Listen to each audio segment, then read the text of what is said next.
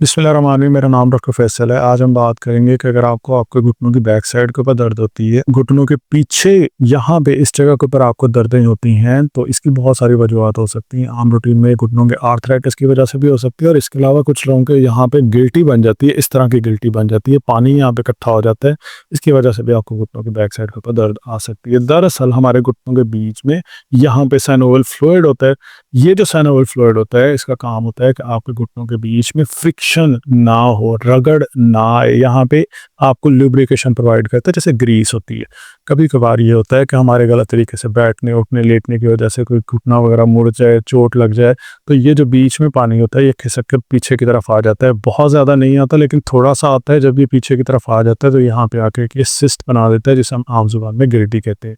इस सिस्ट का स्पेसिफिक जो नाम होता है उसे हम कहते हैं बैकर सिस्ट।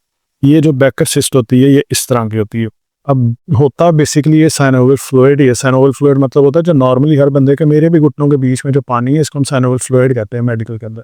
ये साइनोवियल फ्लूइड, इसका काम ये होता है कि घुटने के बीच में होना चाहिए, लेकिन अक्सर लोगों के यहाँ पे अगर घुटनों का आर्थराइटिस हो जाए, घुटनों की ग्रीस वगैरह कम हो जाए, यहाँ से कम हो जाए, इस तरह से कम हो जाए, जिस तरह से भी कम हो जाए, तो फिर ये वाला जो पानी होता है ना ये खिसक के पीछे की तरफ आ जाता है और इस तरह की गिल्टी बन जाती है, जिसकी वजह से हम इसे बैकर सिस्ट कहते हैं। ये जो गिल्टी बनती होती है इसकी वजह से आम तौर पे लोगों को घुटनों की बैक साइड के ऊपर दर्द होती है। अब इसमें लोग करते क्या है, इसमें लोग करते ये कि डायरेक्टली जब डॉक्टर के पास जाते हैं वो इंजेक्शन लगा देते हैं और ये पानी निकाल देते हैं। बट देखें, आप एक चीज़ को समझें कि जब आपके घुटनों के बीच की ग्रीस कम हो जाती है ना, घुटनों के बीच की जब कार्टिलेज कम हो जाती है, तो यहाँ पे एक रास्ता बन जाता है। ये पानी बार बार इस तरह से पीछे की तरफ आ सकता है। आपने इंजेक्शन लगवाया और ये पानी जो है निकलवा दिया है, इसका मतलब ये है कि आपने अपने घुटनों के बीच में जो ग्रीस है, जो साइनोवियल फ्लूइड जो कि फ्रिक्शन या रगड़ को बचाता है, यानी रगड़ ना आए हड्डियों के बीच में, आपने उस पानी को ही निकलवा दिया।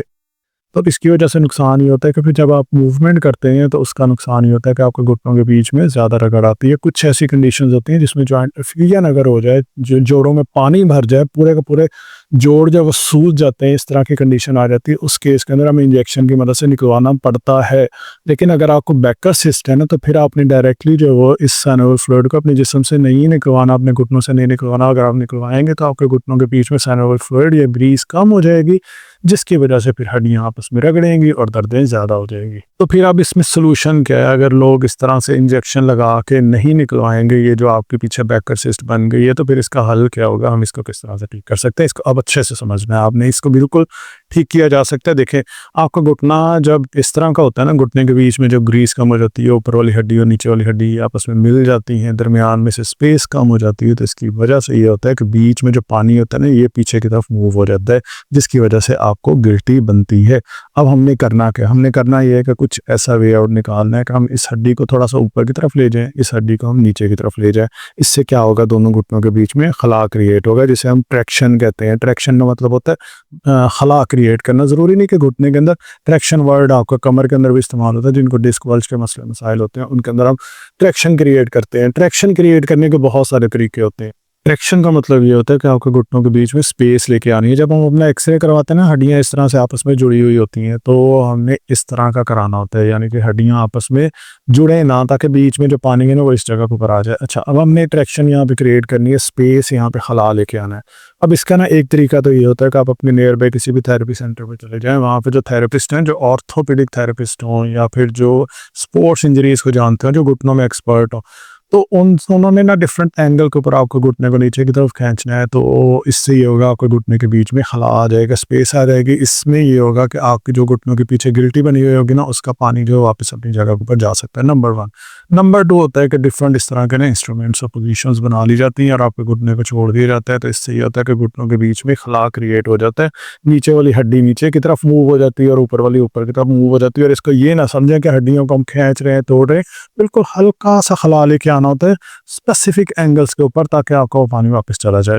अब इसमें सवाल आता है कि यार हम ना तो थेरेपी सेंटर जा सकते हैं, वो नज़दीक नहीं है, ना हमारे पास इस तरह का इंस्ट्रूमेंट है। फिर मैं आपको आसान से तरीके बताता हूँ जो आपने घर में करने हैं।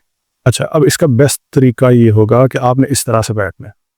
अब आप कहेंगे कि ये तो बहुत सिंपल है, इसमें कैसे हो सकता है? इसमें ना ऊपर वाली हड्डी और नीचे वाली हड्डी के बीच में ना इस तरह से खला आएगा। कैसे आएगा? जब आप अपने घुटने, अपने टखने के साथ इस तरह का वजन बांधेंगे। ये ना स्पेसिफिक वजन होता है, ये इतना नहीं होता कि आपने 1 किलो बांधना है, 3 किलो बांधना है, 3 किलो बांधेंगे। अक्सर लोग अच्छा जिनके ना बहुत ज़्यादा काफ़ी ज़्यादा हैवी लोग होते हैं, जिनके टांगे काफ़ी मजबूत होती हैं, वो 3 किलो भी अगर बांध लें तो कोई मसला नहीं होता। लेकिन इसमें स्पेसिफिक एक वेट होता है, वजन होता है, जो कि अगर आप यहाँ पे बांध लें, जब आप बांधेंगे ना इसको, तो नीचे वाली हड्डी नीचे की तरफ मूव हो जाएगी, ये वाली हड्डी यहाँ पे बेड पे पड़ी रहेगी। बस आपने इस तरह से बैठ जाना है। आप ये बांध के इस तरह से बैठेंगे 10 मिनट के लिए, हर 2 से 3 घंटे के बाद आपने इस तरह से बैठना है। ये मैं अभी आपको ये दिखाता हूँ कि इस पोजीशन में आप इस तरह से बैठेंगे, ठीक है। ये मेरे अगर घुटनों को देखें, इस तरह से बांध के, अब ये जो मैंने मूवमेंट की है ना, ये आपने करनी है 2 से 3 दिनों के बाद। पहले आप बैठेंगे 10-10 मिनट के लिए, इससे ये होगा खला क्रिएट हो जाएगी। जब खला क्रिएट हो जाएगा, फिर जब आप ये मूवमेंट करेंगे ना, तो पीछे जो गिल्टी बनी है, जो पानी बना हुआ ना, वो वापस अपनी जगह को ऊपर जाएगा, उसे स्पेस मिलेगी। ये हैं हमारे घुटने। जब हमने वजन लगाया ना, तो ये हो जाएंगे ऐसे, थोड़ा सा खला आ जाएगा। आप बैठे हैं बिल्कुल 10 मिनट के लिए, इस तरह से डेली बैठे हैं, ठीक है। इसके बाद अब क्या होगा कि आपने 2 या 3 दिनों के बाद अब मूवमेंट करना शुरू किए, जिस तरह से ये मैं कर रहा हूँ यहाँ पे।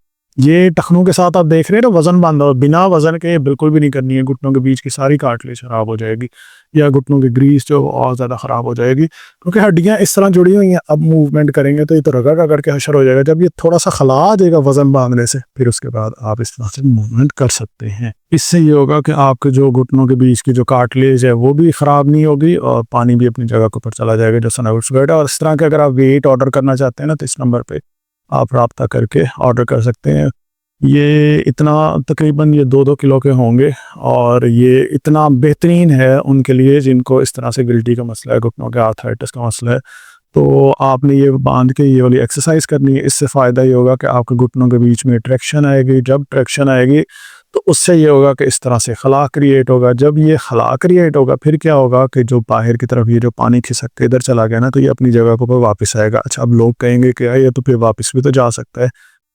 बिल्कुल जा सकता है। जब आप इंजेक्शन लगवाते हैं ना, जब आप टीका लगवाते हैं, तो आप जो इजाफी पानी होता है ना, वो अपने घुटने में से इस यहाँ से इस जगह से आपने निकलवा दिया, तो आपको क्या लगता है कि यहाँ पे अब दोबारा नहीं आएगा। उल्टा यहाँ पे स्पेस क्रिएट हो जाती है, फिर से पानी आ जाता है। तो फिर आप क्या करते हैं कि दोबारा टीका लगवाते हैं, टीका लगवा के दोबारा वो पानी निकलवाते हैं। तो फिर क्या होगा, इससे ये होगा कि हमारे घुटनों के बीच में पानी खत्म हो जाएगा, साइनोवियल फ्लूइड ही बहुत कम हो जाएगा। तो उसकी वजह से क्या होगा, घुटने आपस में रगड़ेंगे, टक टक की आवाज़ें आएंगी, और ज़्यादा मसले मसाइल शुरू हो जाएंगे।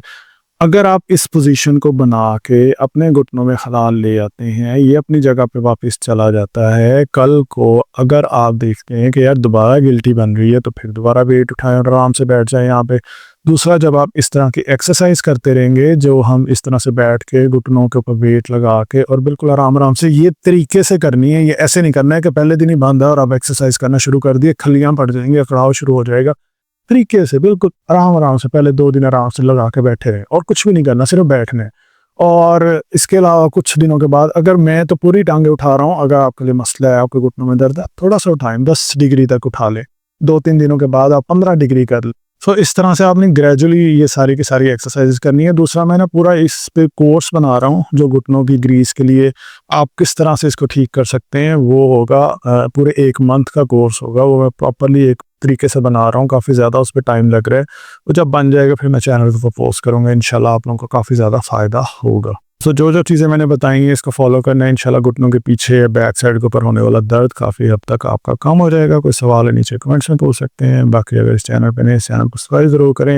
मुल्तान से हैं तो आप मेरे क्लिनिक पर विजिट कर सकते हैं। मुल्तान के अलावा किसी और शहर से हैं तो फिर आप इसी नंबर के ऊपर ही रब्ता करके मेरे साथ व्हाट्सएप के ऊपर वीडियो कंसल्टेशन भी कर सकते हैं। इस नंबर पर रब्ता करके आप अपनी अपॉइंटमेंट बुक करवाएंगे, वीडियो कंसल्टेशन की अपॉइंटमेंट बुक होगी, तो फिर हम यहाँ पे वीडियो कंसल्टेशन करेंगे। मेरी टीम आपको सब कुछ गाइड कर देगी। बाकी अगर कोई भी सवाल है नीचे कमेंट्स में पूछें, और इस वीडियो को ज़्यादा से ज़्यादा लोगों के साथ शेयर करें, ताकि अगर किसी के घुटने की बैक साइड पर दर्द होती है तो उनको फ़ायदा हो सके। Thank you so much for watching this video.